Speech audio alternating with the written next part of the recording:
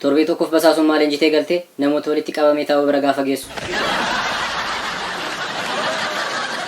Utuu barsiistuu ennaa akka tasaa dhufuun si harkaa ba'u ijoollee deeskii lafarran butinaa. Hojii mana hojjette? Lakkii barsiisaan hojjenne. Abrahaam Linkan umurii kee kanatti barataa cimaa ture. Eeyyeen barsiisaa umurii keessan kanatti immoo pireezidaantii ture. Chiikii wee gaafattee si diddee gaafaati chiikii biraa gaafattu. Maal isa qerqer godhare? Carraa tokko naan laatu? Biyya abaatee hojii akkasii osoo hojjettu gaafa namni si beeku sitti dhufu. Biyya kana wizaaddariin hin jiru ofumaa suuqiitti galchina malee.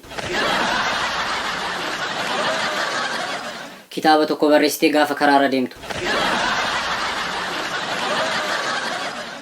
Dubartiin faranjii gaafa dulloomtu dhaabbata gargaarsaa hundeessina. Dubartoonni biyya keenyaa gaafa dullooman ilmi abbaa ebeelu waggaa 17 tamaarii hojii dhabee torban mana taa'aa jira jedhani. Shamarree wayii jaallattee jaalalli keenyaa tana jibbisiisee yeroo ati jettuun amma daabbooyyuu nyaattu ture. Foon diminnaa nyaattee gaafa garaa si qabu qoricha itti liqimsitee gaafa xiqqoo sitti furu.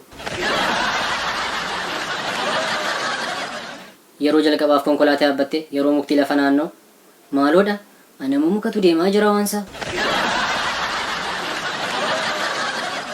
Bara dhumaatti ingirdaadii qamadii keessaa ol bahee mul'ata. Baankii daldala Itoophiyaatti damee gurraa.